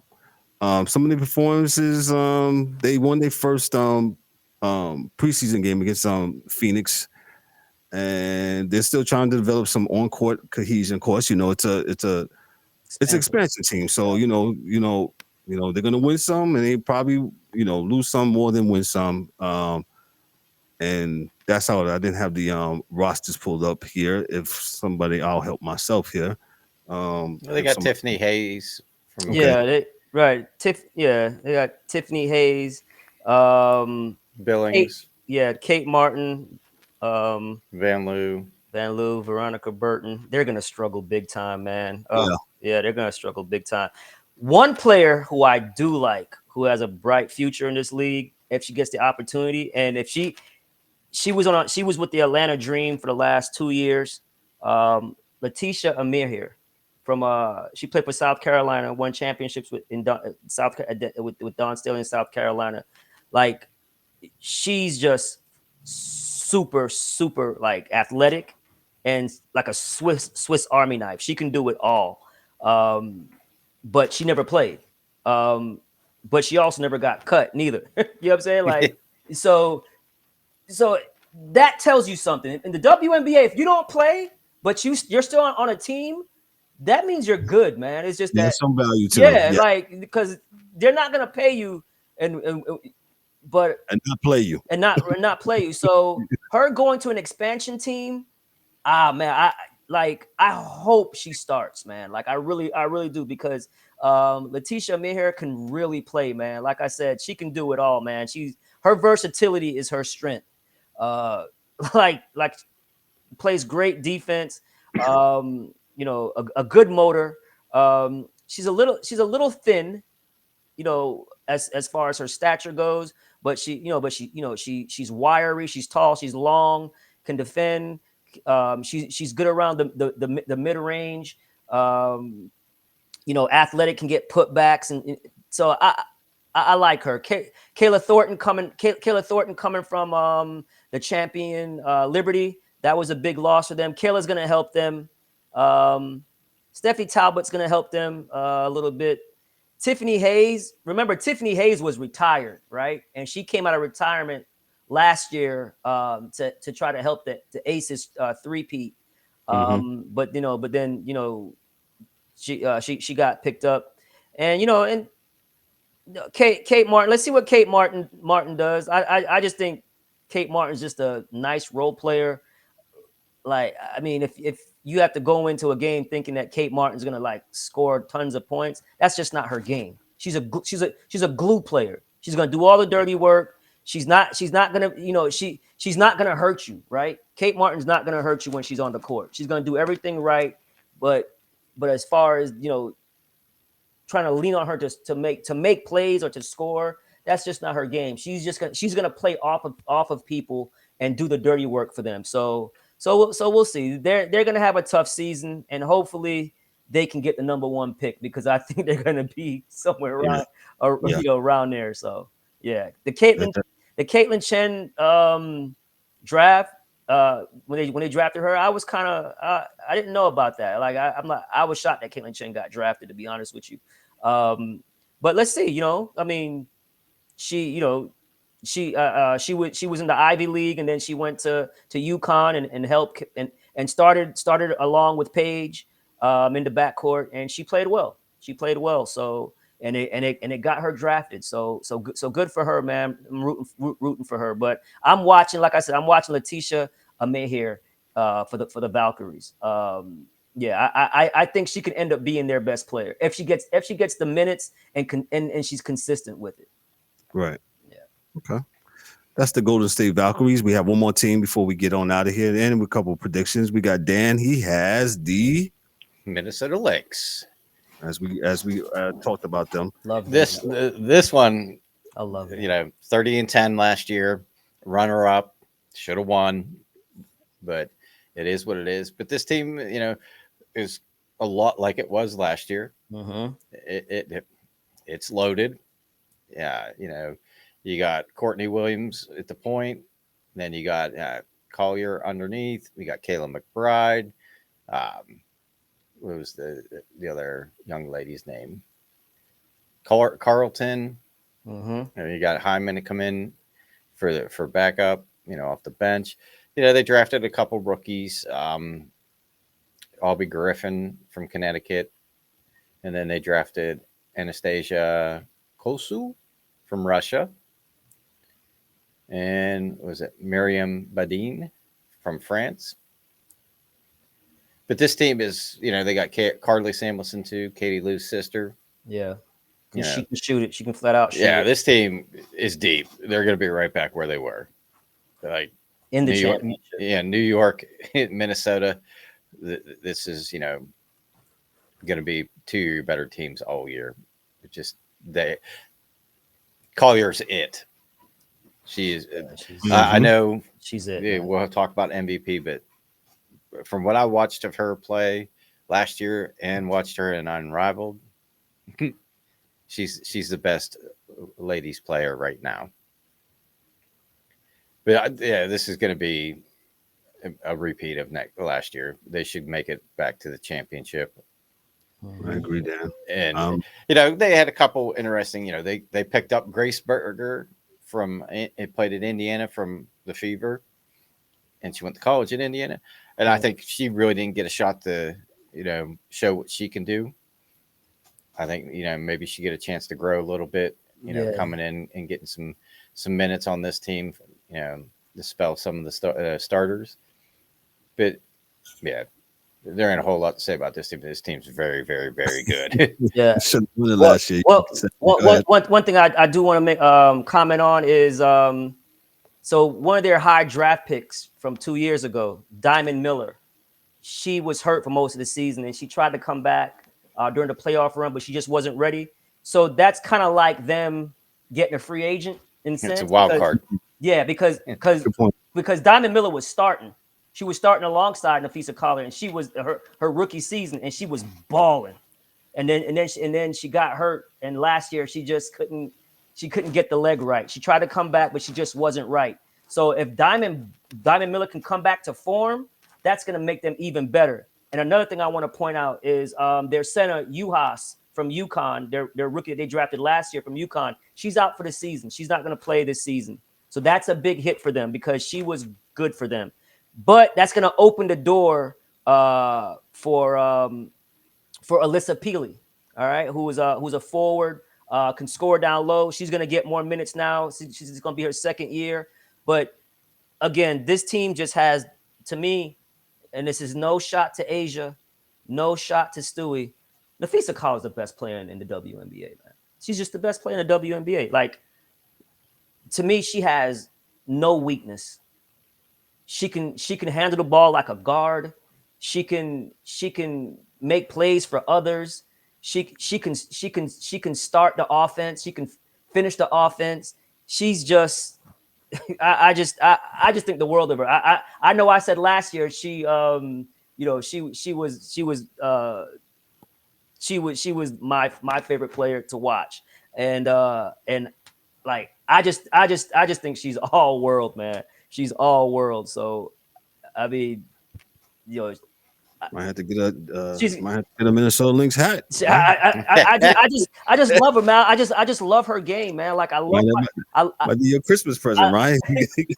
I like seeing her maturation and just how it just build up, and her confidence is through the roof, man. Through the roof, her confidence is through the roof, and the way that they lost, right? The way they lost, dog. Yes, that has to be a chip on their shoulder because sports athletes need not that they need it, but they love to generate. I don't want to say hate, but like motivation. You know what I'm saying? Like extra motivation. Jordan always did it. Like, I mean, and to me, she is just fantastic, man. And they believe that they were robbed. I believe that they were robbed. I believe it too. Yeah. So I just think they are going to take the league by storm, bro. By storm. Like I wish that Uhas wasn't going to miss any time. But like I said, watch Diamond Miller and Alyssa Peely if those two, if Diamond Miller can get back to form to where she was her rookie season, and Alyssa Peely can fill in for the spot that Uhas is going to leave behind, because she can flat out score. She can shoot the three from the top of the key. She's going to bang and rebound with you. Carly Samuelson can flat out shoot. I didn't even mention Kayla McBride. She's probably one of the best 3-point shooters. Jessica Shepard, Courtney Williams is just, she's nasty at the point guard. Nasty at the point guard. That mid-range jumper. Oh, damn. The mid-range, that's at the guard spot. That's the best mid-range shooter at the guard spot. Her, Courtney Williams, and probably Jewel Lloyd. Those two are it. Grace Berger's good defensively. I love Elena Smith, man. Elena Smith can flat out hoop. Bridget Carlton can hoop, and Natasha Heidemann off the bench to back up Courtney Williams. Yeah, this is my team to win it all, man. This is my team to win it all. Listen, yeah. let me go back to Courtney Williams, man. Yeah, bro, that game she played, man, she's like all out hustling. She's all out diving for balls, man. I really like how she gets down with playing, man. Right. Like her game, man. Like you said, she is, and like you said, that mid-range jumper is nasty, man. So shout out to her. Right. Well, go ahead. I'm sorry. No, and to piggyback on Courtney, right? And she had a bad game 5 in the finals of the last game. Like she had an excellent game 4. Right. And that was the game. Yeah, 4. That was the game you're talking about. Game 5, she was off her game, and they were right there, man. They were right there. And even with her off her game, they had the Liberty dead to rights, and it was taken from them, man. So, but yeah, I love it, man. Bridget Carlton's a dog, man. She can get after it. Elena Smith can get after it. This team, Kayla McBride is perfect complement to Courtney, because Kayla's gonna hit the 3. She's gonna get downhill, and then you have my MVP, man. You have Napheesa Collier. I think she might win MVP and Defensive Player of the Year again. Okay. Well, since we doing predictions, my bad. Sorry. No. Go ahead. So who you got in the finals? Who you got in the finals? My finals, I have a rematch. with the Liberty and the Lynx, and I think the Lynx will win, and I think the Lynx will win in 4. Okay. I just think they're that good. Who's your MVP? Oh, Napheesa Collier is the MVP, and she's gonna be the MVP and Defensive Player of the Year. She already won Defensive Player of the Year last year. She's gonna win MVP and Defensive Player of the Year. Like you said, like you said, some athletes, man, they that chip, like you said, on that shoulder, man. Like we was robbed. Yeah. I think they're gonna have it too. Dan, what else we have in there? Rookie of the Year, Ryan. Rookie of the Year, obviously, because of the usage, it's gonna be Paige. But right. if I I'm not gonna bet against Paige. It's gonna be Paige. Everything is set up for her to do it. Because like I said, they're gonna play so fast with those guards and get so many possessions. She's just gonna put up crazy numbers, even with Enrique. So if you put up numbers next to Enrique, because Enrique never seen a shot she never liked. Enrique is gonna get that, and rightfully so, because she makes tough shots. So rightfully so. Mm-hmm. But if I wasn't picking Paige, I would go Sonia Citron in Washington. But here's my fear with her: they're not going to win enough games. Right, because of what they're going through. Yeah, and I like Morrow from LSU. Like, she's going to be a double machine, a rebounding machine. So that's it for me. Gotcha. Dan, who you got? Who's going to be in the NBA Finals, WNBA Finals? I'm going to say the Lynx. and this is going to come to no surprise to Ryan, but I'm going off the board, so to speak. That I think Indiana made the moves. Yes. That Stephanie's going to get them tuned in and focused, and they're going to get it done. They're not going to.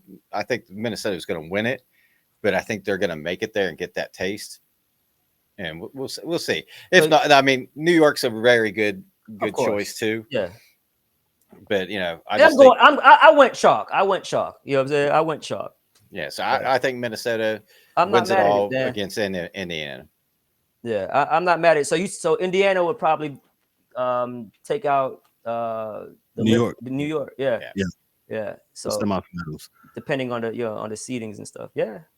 Not mad at it. I'm not mad at it, Dan, at all. Dan, who's your MVP of the league? I'm gonna say Collier. Like, I know Asia had a great season last season, points wise, and the like. But if you look at stats, that's one way to pick an MVP, or if you pick someone that is most valuable to their team. Mm-hmm. Like, Asia is very much needed by her team, but I just think with Collier, she does, like Ryan said, she does it all. She plays good defense. She gets rebounds. She helps her teammates with assists and scoring. So to me, she's more of an all-around, like, vital piece for that team. And then you win a lot of games. That's when you get into the talk of MVP. So there might be some other names that get tossed in there, depending on how the season goes and how teams do. But Brianna, Nafisa, Asia, that's your three that's going to be around. Can't go wrong with them. Yeah, all three of them are super talented, and you could give it to either of them. Correct. Any given year. Rookie of the year? There's no way. I don't care. Like, if she only plays half the games, Paige is going to get it. It's just, I mean, of everything in the league and how things are in that league, the rookie season for her is not going to be like most rookies. I think that she'll be able to find her way a little bit easier than most. Right. But that being said, she deserves it because she's gonna ball. And like you said, with her and Enrique, I mean, she might have 15 assists tonight. Oh, that Paige. Speaking of Paige, she's at the Dallas Stars playoff game right now. Nice. They just showed her on the big screen in her Stars jersey after the hat trick. Somebody got a hat trick, Dan. Yep.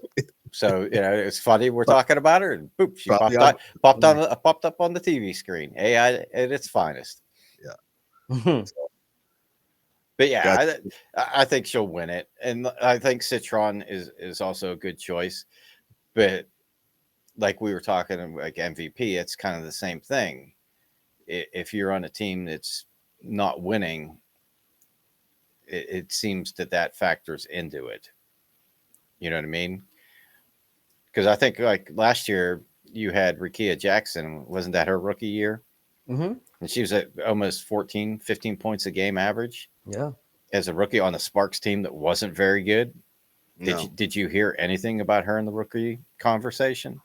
Nope. Mm-hmm. And I think she had probably, the second best rookie year as a player. That's because Caitlin was so awesome. There was nobody else to really talk about it. Yeah, but you know what I mean. And I think the hype and everything else that comes with Paige in the eyes she's bringing, obviously, but she backs it up. But I think she's on a little bit better situation than most of these rookies that were chosen high, as far as team goes and the ability to win. Okay, well, I'm gonna start from the rookies. I'm going to say Paige. She's going to win it. I think that's a no-brainer. I think she'll win the Rookie of the Year. I'll start from that.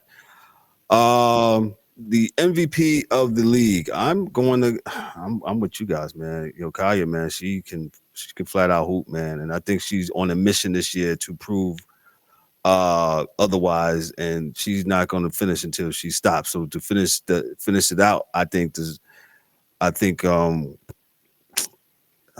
why I'll just draw a blank right. She may just go nuts on everybody. Yeah. The Lynx, I think they're gonna play against. I struggled with this over the weekend. I was thinking the Lynx will make it back, and I think they'll play. I think they'll play the Fever in the championship. Fever.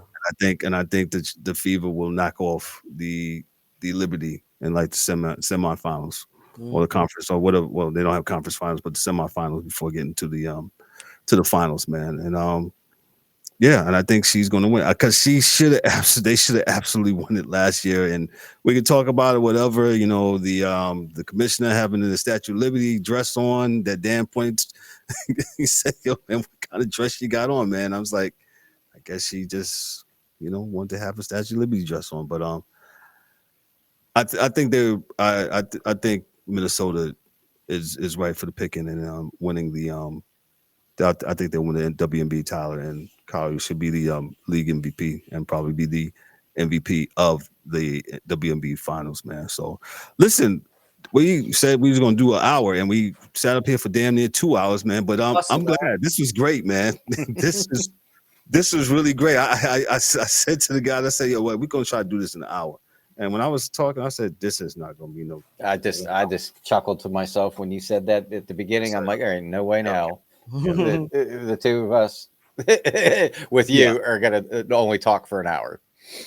Nah, man, this has been really great, man. Shout out, first of all, kudos to you, gentlemen, man, for your knowledge in this, man, and you know, help me out with this stuff, man, because like I said, I'm very intrigued with it now, and I'm into it. And shout out to Ryan. Like I said, Ryan, a couple of years ago, he came on here. He said, "Hey, man, we're gonna be talking about the WNBA." I said, "Okay." That's what I said. I said, all right, Ryan, whatever. That's what you want. And look at us now, man. A couple years later, man, we on here doing a 2025 preview of the WNBA, man. I'm excited to get geek, man. If you have a WNBA team, if you're watching this in your city, go check them out, man. Go check them out. It's a really good atmosphere to be at, man. I just say to you, just go check them out, man. So, Dan, let's your last words on the WNBA. All I could say is I'm geeked for this. I can't wait till Friday. It worked out perfectly that no work this weekend, so I can get my fill Friday, Saturday, Sunday. Nice. Whatever days they got the games on. But I'm looking forward to it. Excellent. Shout out, Ryan. What you got for us, man? Yeah, man. Another season is upon us with the WNBA. Lots of storylines, lots of new faces on different teams. The energy is there, and not only that, you know, building off the success of last year, you know, with Caitlin Clark and the other rookies, and now they get to build on it after the Unrivaled Basketball League. That was a huge success. So now there's even more momentum. All right. So, you know, and that, you know, you could have said that's damn near what could have been some, you know, some of their mini camp in a sense, because, you know, it wasn't, you know, too far, you know, far removed of playing in that league, man. So, and two, watch the players, right, who did play in the Unrivaled League. They're probably already in shape versus you know, players or a team who doesn't have a lot of people who did play in there, and they might get off to hot start. So we'll see, man. We'll see. So super happy for the league. I got my WNBA league pass, you know, I'm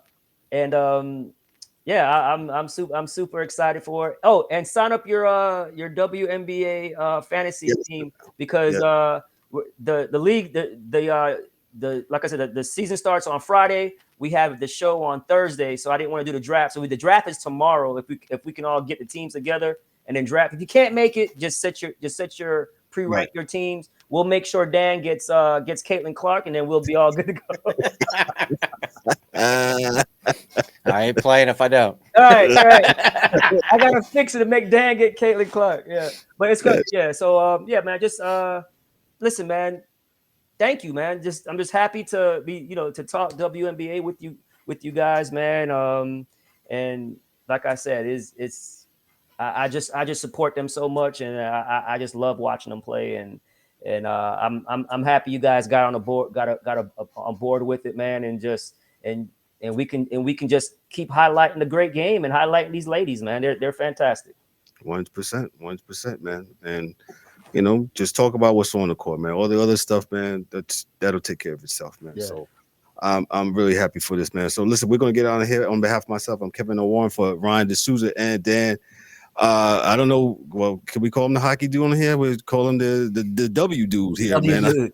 This is the Sports Chasers podcast. Y'all be good, be blessed, man. Hey, make sure you like, click, and subscribe to the channel. Make sure you also hit the bells for notifications, man. And we'll catch y'all later. Take care. Peace.